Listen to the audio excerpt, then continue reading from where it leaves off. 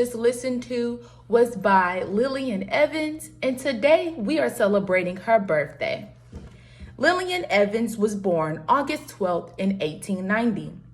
She was an opera singer, and she was the first Black person to perform with a major European opera company. I wanted to highlight Lillian Evans because she has Black history within herself, but then also her family also created Black history as well. Her father was the first principal at the school that she went to. And then she also graduated from Howard with the bachelor's in music. Today's dope history topics is going to be a little short today. I'm not feeling that well, but I do want to just come on and again, thank you guys for listening in, tuning in, and giving me feedback on some of the history that I've been sharing. One of the stories that I like to share today is about the Brownsville raid that happened in Texas, and this happened in August 1906. And so the dates actually span from August 12th, 13th, and 14th. So basically today, tomorrow, and Sunday. And I do believe it actually happened on the weekend back then. So nonetheless, the Brownsville raid of Texas happened August 12th, 1906. And we're going to get into the history of that after we listen to Gladys Bentley. Again, I'm celebrating Gladys Bentley's birthday all week. She was an amazing singer of the Harlem Renaissance. So yeah, happy birthday, Gladys Bentley. When we come back after Gladys Bentley, we'll get into a brief story about the Brownsville raid. The story goes as so. Buffalo soldiers at the time, so the African-American soldiers, they had just made their way to Texas. And basically, when they made their way to Texas, the citizens of the area were not happy about this, even though these soldiers had just fought for the protection of their land, right? The white people of the area, they just didn't want Black people in the area. So on August 12th, there was a reported attack on a white woman. At the time, there was no evidence that a Black person did it, but of course, the white citizens wanted to immediately point fingers at the Black soldiers. So instead of letting things go further, a curfew was set by the mayor.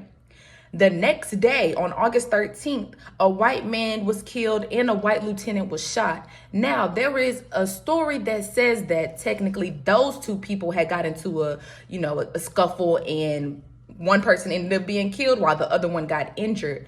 But as the legend goes, other people went ahead and said that, no, I saw Black soldiers out there. They were the ones that did it. It even went so far as that some of the white citizens would start to plant evidence or bring out bullets like, hey, look, this is a bullet from the army. It had to be the Black soldiers. They were trying to blame the Black soldiers, but the Black soldiers were like, we don't know nothing about what's going on, as well as the white commanders that were over the Black soldiers was like, no, our soldiers were in the barracks. We don't know nothing. What are y'all talking about? Like, it can't be our soldiers. Y'all must have been talking about somebody else. So people, like I said, people of the city and mayor insisted it was the Black soldiers. The local county did not indict anyone from an investigation, but, white people kept complaining. The Karens was like, no, I know I saw a Black man doing those crimes, even though she didn't see nobody. She was in the house cooking, doing whatever she was doing. She just making up lies, as they usually do, right? So it got to the point where the president had to step in because there were uprisings. The white people was just going crazy pretty much. They needed to settle them down. So President Roosevelt came in and was like, okay, you know what? I'm going to just settle this once and for all. I'm going to dishonorably discharge them. Okay. So he ordered that 167 of the Black troops be dishonorably discharged, meaning that they could no longer be of service and they could no longer reap the benefits of being in service or, work for any federal government entities afterwards. This was very shocking for the Black community. It caused a big uproar because, even now, I know I learned that, Theodore Roosevelt was a good president and all these things, but let me park right there. There is no such thing as a good president, okay? Not when it comes to the United States of America. So yeah, just miss me with that. Roosevelt being a good president for whatever people felt that he did, it really was a farce because as we find out, he turned on the black people in regards to this situation.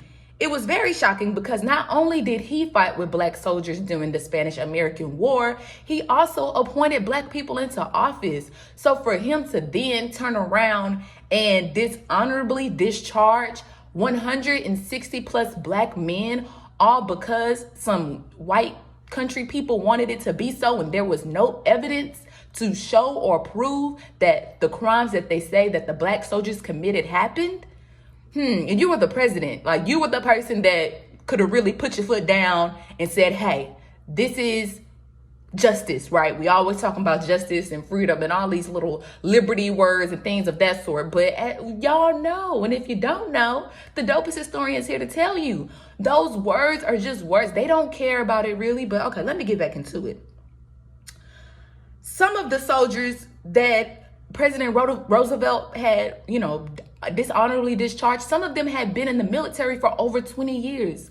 Some of them were right around the corner from receiving their pension. All of that was taken away from them because President Roosevelt felt like the best option, the best choice for the situation at hand was to basically disenfranchise these black men from being able to have a better life for their family. These black men, black people for the most part went into the military, and still to this day, they go to the military for their family, to provide for their family. So for Roosevelt to quote unquote be remembered as this president, who helps black families, but then really and honestly, we can look and know that he technically held back 167 families. Hey, you do what you want to do with that information. Booker T. Washington even pleaded with Roosevelt because Booker T. Washington at the time is feeling like, him and Roosevelt is on cool terms. Booker T. Washington had just been invited to the White House, to talk about lynchings and things of that sort. And Roosevelt was very on board. But now when it comes to, putting some things in action, Roosevelt did not have anything he didn't want to hear anything from Booker T. Washington. Booker T. Washington felt that, I'm a spokesperson for black people. Maybe he'll listen to me. Roosevelt did not care. This happened in 1906, you guys. In the 1970s, a historian wrote a book examining the events that happened on August 12th through 14 in 1906 with the Brownsville raid in Texas. In 1972, the men would be found innocent. We knew this to be true the whole time. They knew it to be true the whole time. Those men held their innocence. But because the crazed white people said that they did something, they pretty much had their lives taken away from them. Basically. The men were pardoned and awarded honorable discharges with no back pay.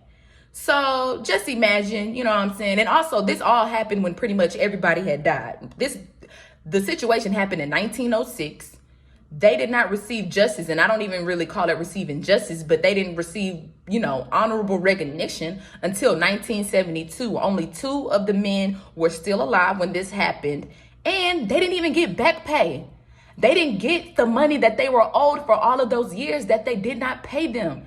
That's jacked up. And as the dopest historian, one of the things that I love to talk about, it's not nothing. Okay, well, I'm gonna stop broadcast.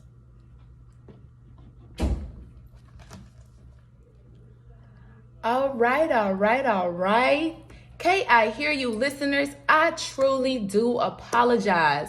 When I tell you I have been on live, on the radio for the past 10 minutes, giving you the dopest history, and you guys weren't even able to hear it. Like, this was supposed to be the only story I was telling y'all today. But good thing is that I did record it. And so I'm thinking about just going ahead to uploading it on YouTube and having you guys access it there, instead of pretty much running this playlist over again. What you just heard was Lillian Evans. Her birthday is today, and I played a little bit of Gladys Bentley. Again, I apologize for the technical difficulties, but today's story, today's dope history story that we talked about today is the Brownsville raid, and you can go to Dope It's History on YouTube and check the full history story on that. I'll be uploading that today. And I may even go live on my page for Instagram, which is at dope.itshistory, because yeah, this is a good story to tell, and I just tried to tell it, but I wasn't able to get it out the way that I wanted to, or have you all listen. But yeah, you guys, I really hope you all have a wonderful Friday. We have 2 more weeks left of Dope History Month. I've really been enjoying this. Y'all have a wonderful, fantastic weekend. And again, you are currently listening to K I Hear You, the addictive internet radio station.